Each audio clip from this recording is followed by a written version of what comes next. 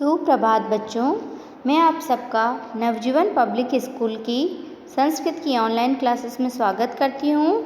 हमने अपनी पाठ्य पुस्तक रुचिरा तृतीय भाग का पहला पाठ पढ़ा था। पहले पाठ के हमने श्लोक नंबर 1, 2, 3, 4 चारों पढ़ लिए थे और उनके अर्थ किए थे और आपको उसका गृह कार्य भी मिला था। आप सबने अपनी नोटबुक में अर्थ लिख लिए होंगे। अब हम श्लोक नंबर 5 देखेंगे, पेज नंबर 2।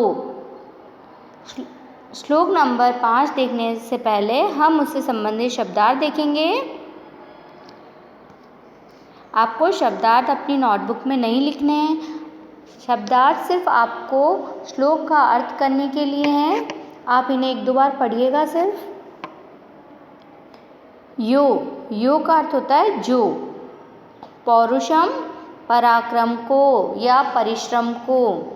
विहाय छोड़कर, विहाय का अर्थ क्या होगा? छोड़कर। ही निश्चित रूप से। आप जब भी श्लोक का अर्थ करें तब शब्दार्थ को 1 या 2 बार पढ़ लें ताकि आपको श्लोक का अर्थ करने में आसानी होगी। दैवम भाग्य को। अवलंबते, अवलंबते का अर्थ होता है सहारा देता है या सहारा लेता है। अवलंबते सहारा लेता है। प्रसाद अर्थात महल, सिंह मतलब शेर, वत मतलब के समान। महलों के शेर की तरह या महलों के शेर के समान। मूर्धन्य अर्थात सिर पर। वायसा कौवे तिष्ठन्ति बैठते हैं। अब हम श्लोक देखेंगे।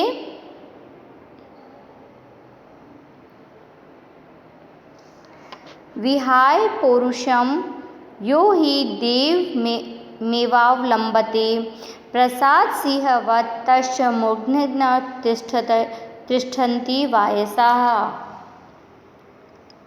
अब हम इसका अर्थ देखेंगे।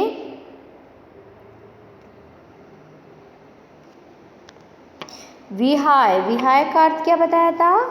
छोड़कर। आप इन कठिन शब्दों के अर्थ अपनी बुक में पेंसिल से ऊपर लिख सकते हैं ताकि आप जब श्लोक का अर्थ करें तब आपको आसानी हो। पौरुषम अर्थात परिश्रम। यो अर्थात जो। ही मतलब निश्चित रूप से। देव, यहाँ एक देव भगवान होते हैं, लेकिन देव जहाँ 2 मात्रा होती है उसका अर्थ होता है भाग्य। अवलंबते अर्थात सहारा लेते हैं। विहाय छोड़कर, पौरुषम परिश्रम, यो जो, ही निश्चित रूप से, देव भाग्य का सहारा लेते हैं। इस लाइन का अर्थ होगा जो लोग परिश्रम को विहाय छोड़कर अपने भाग्य का सहारा लेते हैं उनकी स्थिति प्रसाद, प्रसाद मतलब महल, सिंहवत महल में बने शेर की तरह, तस्य जिनकी मूर्धन्य सिर पर, तिष्ठन्ति बैठते हैं, वायसाः कौवे जिनके महलों में बने सिंह जिनके सिर पर कौवे बैठते हैं। अब हम पूरे श्लोक का अर्थ एक साथ देखेंगे।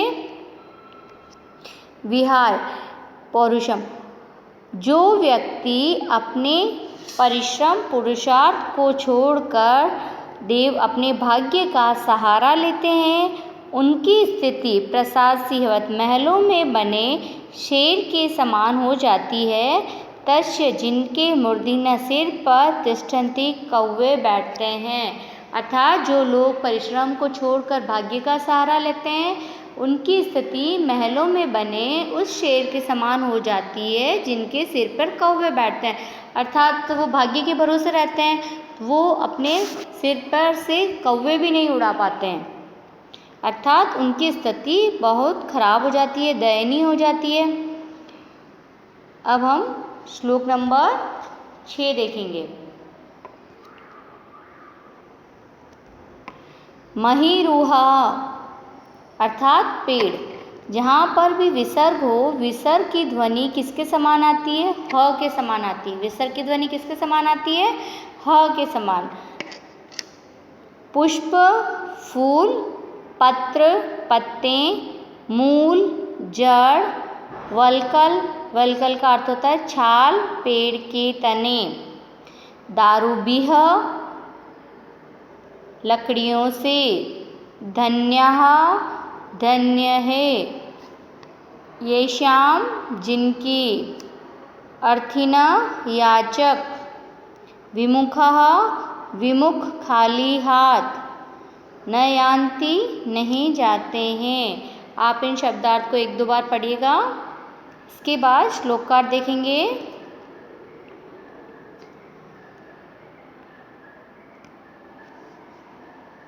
पहले हम देखेंगे महिरुहा। महिरुहा का अर्थ क्या होगा? पेड़। महिरुहा का अर्थ क्या होगा?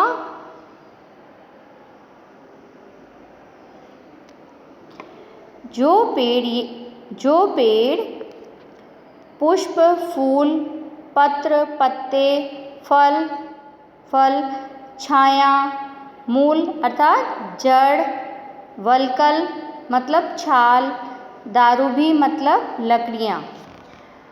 जो पेड़ पुष्प, पत्र, फल, छाया, जड़, छाल, लकड़ियों से युक्त हैं, वे धन्य हैं। धन्य। येषां, जिनसे। विमुख, कोई विमुख नहीं होता, जिनसे कभी भी कोई भी याचक, नार्थिना, याचक विमुख नहीं होता है। अर्थात वह पेड़ धन्य है। या आप ऐसे भी ले सकते हो कि फूल, पत्ते, फल, छाया, जड़, वल्कल मतलब छाल, लकड़ी से युक्त वृक्ष धन्य है, क्योंकि उनसे कभी भी कोई भी याचक विमुख नहीं होते हैं। अर्थात पेड़ों के पास देने के लिए बहुत कुछ होता है, उनसे कभी भी कोई याचक खाली हाथ नहीं जाते हैं। अब इसमें अर्थ पढ़िएगा। फूल, पत्ते, फल, छाया, जड़, छाल आदि लकड़ी से युक्त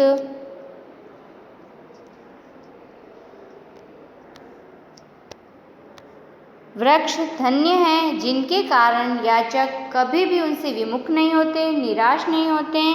अर्थात पेड़ों के पास देने के लिए बहुत कुछ होता है, उनसे कभी भी याचक खाली हाथ नहीं जाते हैं। आप श्लोक का अर्थ करने का अभ्यास कीजिएगा। श्लोकों के अर्थ आपके एग्जाम में आएंगे। आपको शब्दार्थ नहीं लिखने हैं नोटबुक में, ये सिर्फ आपके अभ्यास के लिए।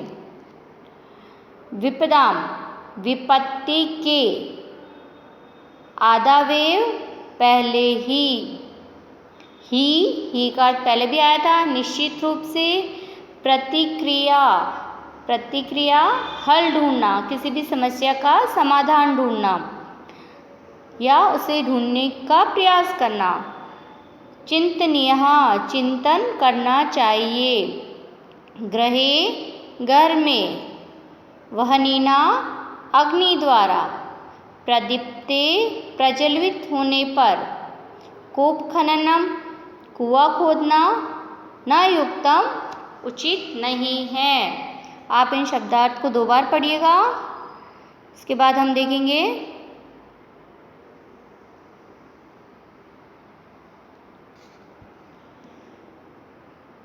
चिंतनीया ही विपदाम आदावेव प्रतिक्रियाः न कूपखननं युक्तं प्रदीप्ते वहिना ग्रहे। अब हम इसका अर्थ देखेंगे। चिंतनीया का अर्थ क्या होता है? अभी हमने देखा था, आप एक बार फिर पीछे देखिएगा। क्या होता है चिंतनीय का अर्थ? चिंतन करना चाहिए, प्रतिक्रिया, हल ढूंढना चाहिए। चिंतनीय चिंतन करना चाहिए। ही निश्चित रूप से विपदाम विपत्ति आने से प्रतिक्रिया पहले ही। हमें विपत्ति से पहले ही उसका समाधान ढूंढ लेना चाहिए। न कूप खननम युक्तम प्रदीप्ते वहीनाग्रहे। विपत्ति के आने के बाद समाधान ढूंढना उसी प्रकार अनुचित है जिस प्रकार वहीनाग्रहे घर में प्रदीप्ते आग लग जाने पर न कूप खननम युक्तम कुआं खोदना उचित नहीं है। अर्थात हमें विपत्ति आने से पहले ही उसका समाधान ढूंढ लेना चाहिए। विपत्ति आने के बाद समाधान ढूंढना उसी प्रकार अनुचित है जिस प्रकार घर में आग लग जाने पर कुआं खोदना। अर्थात जब हमें मुसीबत आती है, मुसीबत आने वाली हो, हमें लगता है तो हमें पहले ही उसका सॉल्यूशन तैयार रखना चाहिए। अगर हम कोई भी विपत्ति आने वाली है, हम उस समस्या का समाधान उस वक्त नहीं सोचेंगे और सोचते हैं कि कोई बात नहीं, पहले प्रॉब्लम आएगी फिर हम बाद में देख लेंगे, तो वो उचित नहीं होता है। जैसे कवि ने बताया है कि जैसे घर में आग लग जाने के बाद आप सोचते हो कि मैं आग बुझाने के लिए अब कुआं खोद लूँ, तो वो उचित नहीं है। वैसे ही समस्या आने से पहले ही हमें उसका उपाय तैयार रखना चाहिए। अर्थ पढ़ेंगे, विपत्ति से पहले ही उसका समाधान ढूंढ लेना चाहिए। विपत्ति आने के बाद उसका समाधान ढूंढना उसी प्रकार अनुचित है जैसे घर में आग लगने के बाद कुआं खोदना। आपको इन श्लोकों के अर्थ अपनी संस्कृत की नोटबुक में लिखना है और गुड हैंडराइटिंग में वर्क करना है। आप बुक में जब भी वर्क करेंगे तो वो आपको पेंसिल से करना है और ये वर्क करके आपको सबमिट कराना है। Thank you.